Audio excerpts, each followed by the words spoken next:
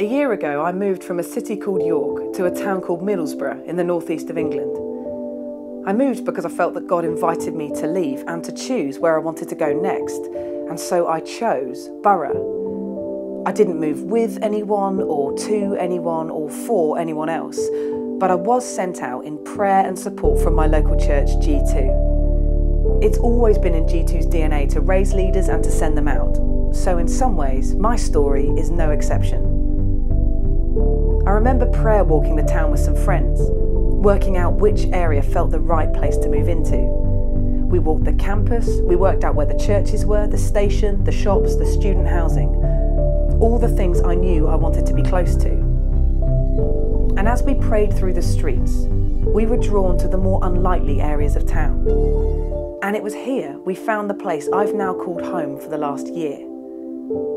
In the book of Luke in the Bible, in chapter 10, Jesus gets asked by an expert in religious law what it really takes to live a life that lasts. Jesus asks him back, "What is written in the law? What do you already know?" The expert answered, "Love the Lord your God with all your heart and with all your soul and with all your strength and with all your mind, and love your neighbour as yourself."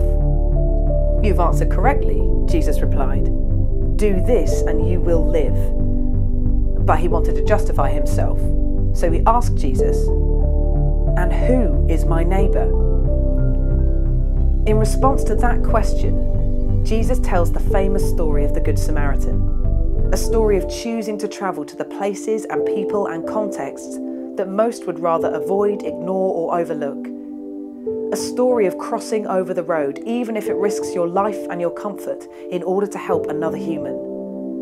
A story that isn't about judging the mess of the beaten up and broken person lying in the road, or being concerned about getting blood on our shirts or dirt on our hands. This is a story of invitation.